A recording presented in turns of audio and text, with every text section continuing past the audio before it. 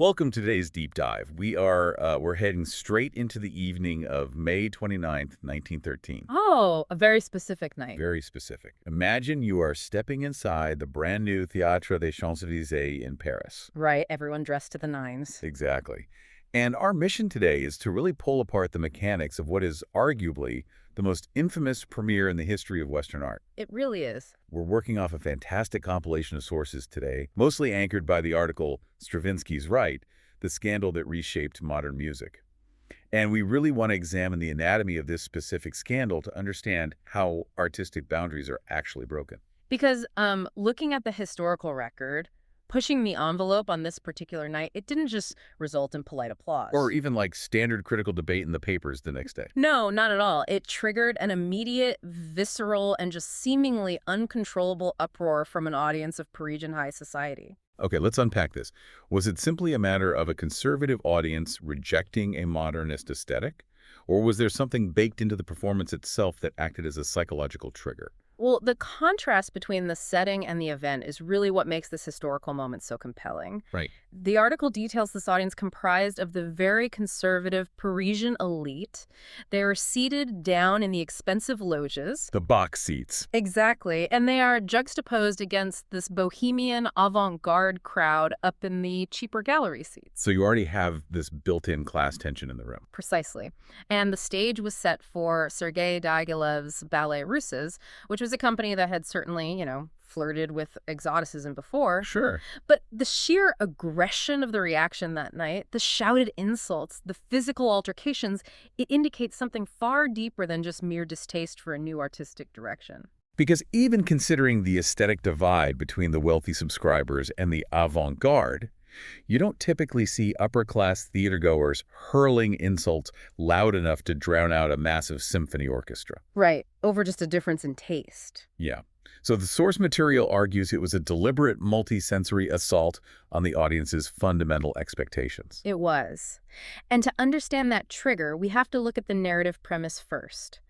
Igor Stravinsky's The Rite of Spring, or Le Sacre du Printemps, it carries a subtitle that essentially serves as a warning. Pictures of pagan Russia. Exactly. Pictures of pagan Russia. You have to remember, the Ballet Russ's audience was accustomed to narratives steeped in romanticism. Fairy tales, mythic beauty. Right. Or at least a recognizable narrative arc where good triumphs or love is lost. Something comfortable. Stravinsky and his collaborators stripped all of that away. They replaced it with this imagined ancient Slavic ritual. And it's not a pastoral celebration of changing seasons, right? Like spring sounds nice, but this is brutal. Very brutal. The scenario completely abandons the individual heroism or tragic romance that was typical of 19th century theater. Instead, the narrative is driven by this collective, primitive inevitability. Yes, the entire second act is solely dedicated to a sacrificial ritual. Which is just wild to think about for a ballet at that time. A young girl, the chosen one, is isolated by the elders of the tribe. And she isn't given some heroic monologue or a beautiful, tragic farewell dance? No, she is simply required to dance herself to death to appease the earth and guarantee the return of spring. So put yourself in the shoes of the listener right now. Imagine you are walking into a theater expecting a comforting, graceful story. You've had a nice dinner, you sit down, and instead you are hit with something incredibly violent, primitive, just deeply unsettling. That absence of individual agency is a really crucial point made in the text. How so? Well, for a 1913 audience, their cultural framework was built on Enlightenment ideals.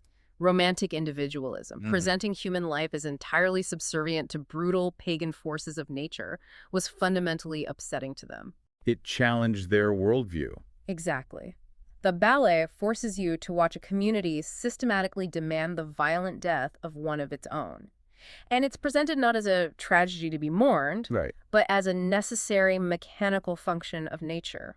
But the narrative alone wouldn't have caused the theater to erupt within the first few minutes of the performance. No, it wouldn't have. Because the audience wouldn't have even reached the sacrifice of the chosen one before the shouting began. The hostility was immediate. Very immediate. And reading through the musical analysis in our source, it becomes super clear that the confrontation began the exact second the music started. It did. Stravinsky's score basically weaponized the orchestra against the audience's ear. I love that phrasing. The very first sound in the hall was a bassoon solo.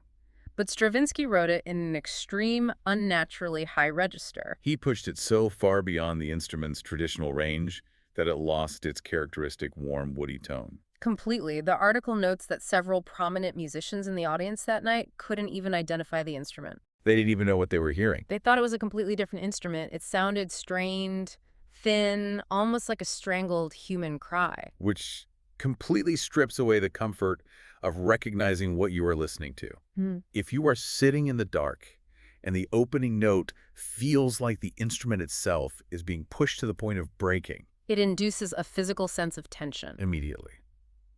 And Stravinsky didn't offer any relief after that opening note, did he? None at all. He completely abandoned the tonal resolutions that Western classical music had relied on for centuries. He broke the rule? He shattered them. He deliberately employed polytonality, which is playing multiple clashing keys at the exact same time. Right, the most famous example from the score being the Augurs of Spring chord. Yes.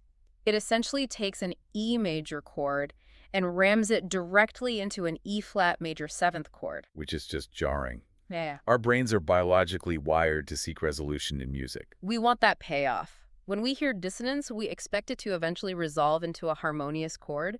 It's how tension and release work in traditional music. But Stravinsky denied the audience that neurological payoff.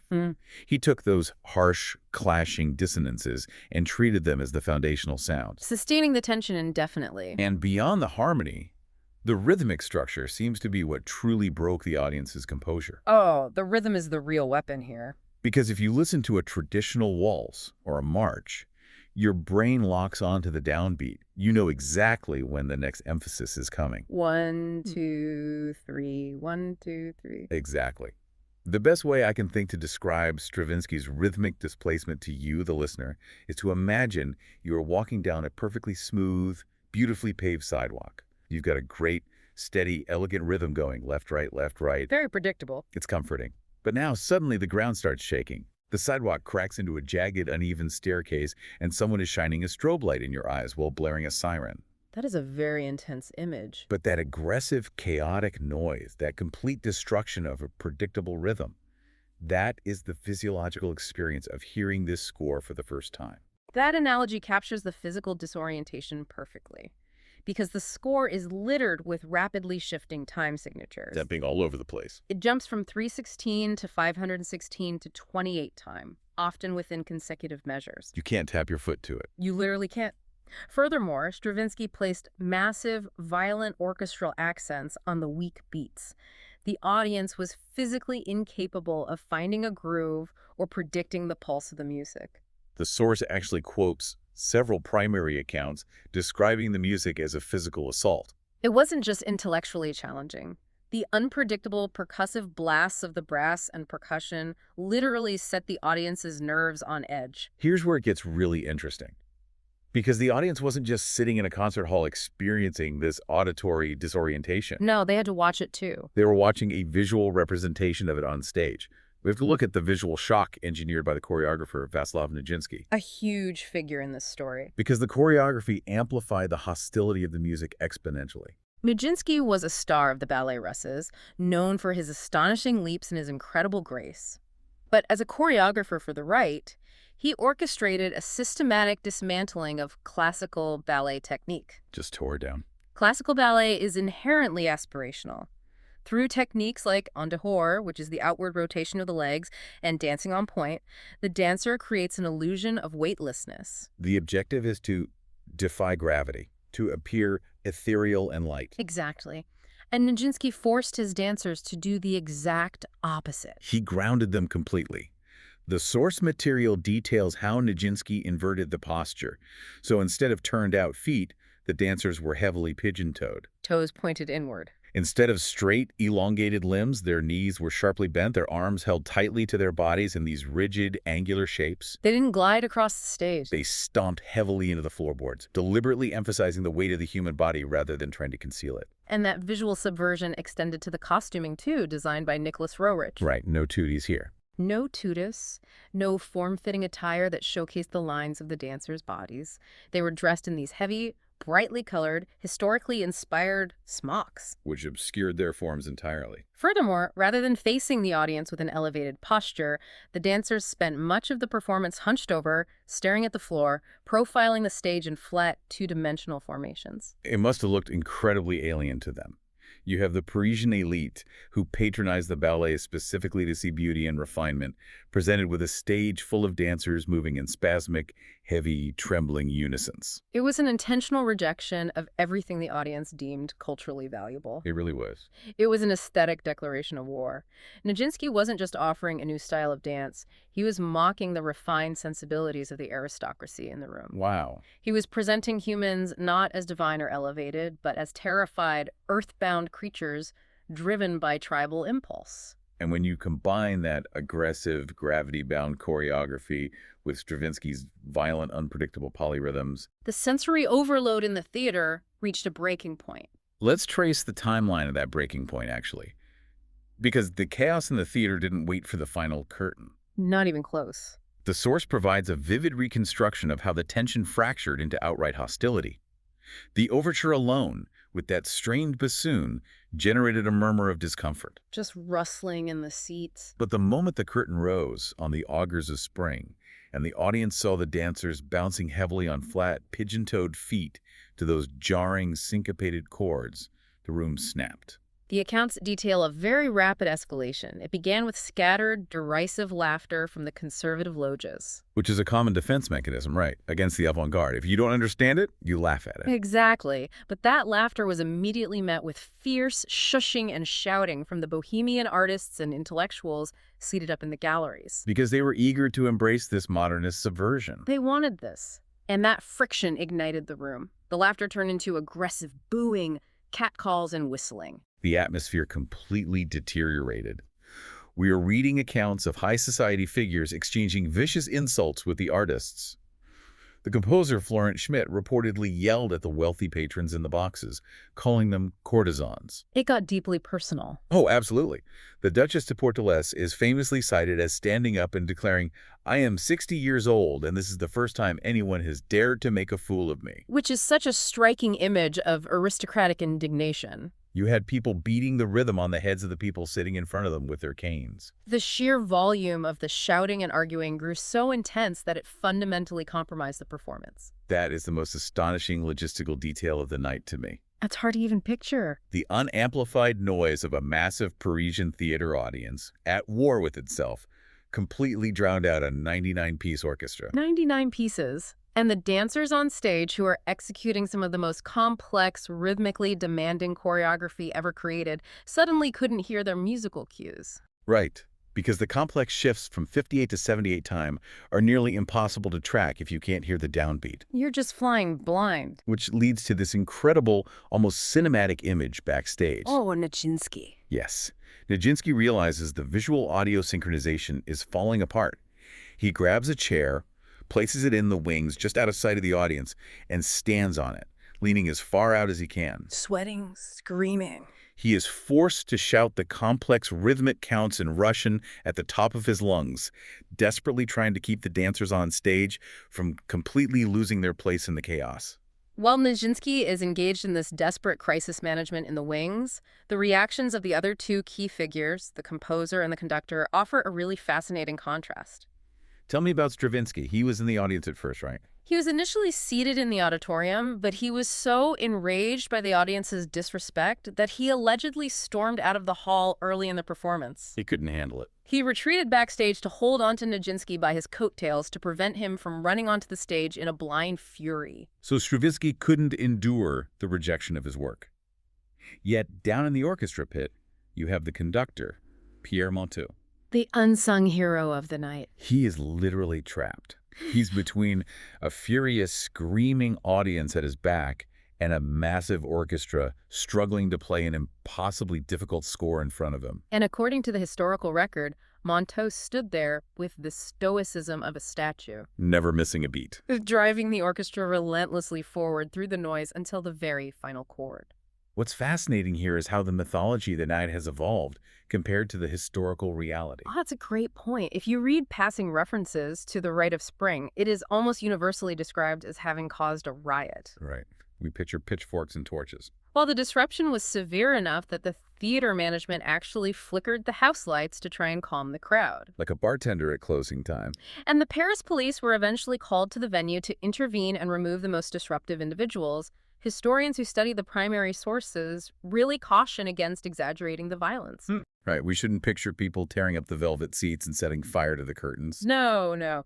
The physical violence was largely confined to slapping, shoving, and aggressive posturing in the aisles or during the intermission. It was a massive, uncontrollable, highly volatile shouting match. Driven by an aesthetic and class-based culture war. It was a riot of manners and expectations rather than a destructive physical riot. But the semantic debate over the word riot shouldn't diminish the magnitude of the event. Absolutely not.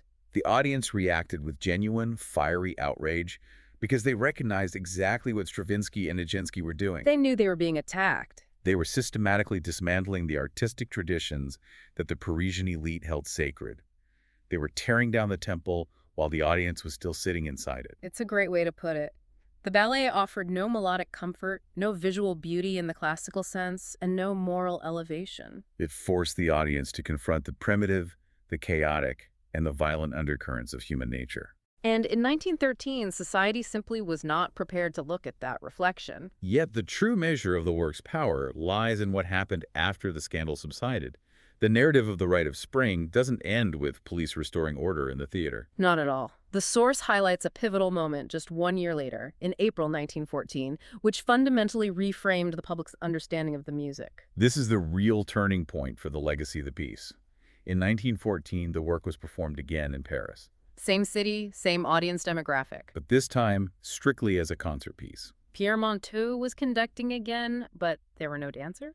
Nijinsky's earthbound, pigeon-toed choreography was gone. Nicholas Roerich's heavy pagan costumes were gone. The audience was presented with nothing but Stravinsky's score. And stripping away the visual shock allowed the audience to genuinely engage with the auditory complexity. Exactly. Without the visual subversion of the ballet triggering that immediate defensive reaction, the listeners could actually hear the genius within the chaos. They could appreciate the sheer architectural brilliance of Stravinsky's polyrhythms and his revolutionary approach to orchestration. And the reaction was entirely inverted? It was a triumph. The concert ended with overwhelming applause.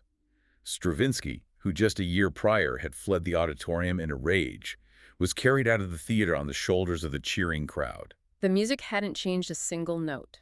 Not one. But the context allowed the audience to catch up to the artist's vision. And that vision permanently altered the trajectory of 20th century music. The article makes it clear that the innovations debuted on that chaotic night in 1913 became the foundational grammar for modernism. Stravinsky's emancipation of rhythm, treating rhythm as the primary driving force of a composition rather than just a vehicle for melody, that influenced everyone. From Aaron Copland and Leonard Bernstein to the development of modern jazz and even film scoring. It's a profound legacy.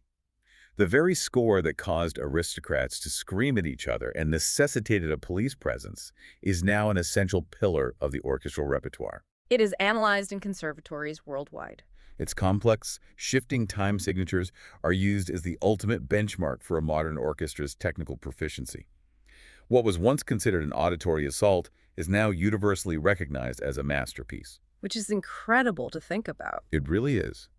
What shocks and outrages us today might just be the revolutionary art of tomorrow. So, what does this all mean for you? Well, if we look at the core mechanics of why this scandal occurred, it leaves us with a highly relevant question about our relationship with art today. Stravinsky and Nijinsky generated that visceral uproar because they successfully identified the boundaries of their audience's comfort zone and deliberately obliterated them. They introduced something genuinely alien. But when you examine our modern cultural landscape, we are constantly immersed in a flood of boundary-pushing content. You have instantaneous access to every conceivable aesthetic, genre, and perspective. The provocative has essentially become the standard. It's hard to be shocked when you've seen it all. Exactly. It forces us to ask, is the modern audience even capable of being shocked the way that Parisian crowd was in 1913? In an era where subversion is expected and consumed as mainstream entertainment, is it still possible for an artist to genuinely disrupt society? Or have we built up an absolute immunity to the power of the artistic scandal? That is a phenomenal question to end on. Have we lost the capacity to be truly rattled by art? Or are we just waiting for the next Stravinsky to find the right nerve? Keep analyzing the media you consume, keep searching for the art that pushes you out of your comfort zone, and most importantly, stay curious. We'll catch you on the next Deep Dive.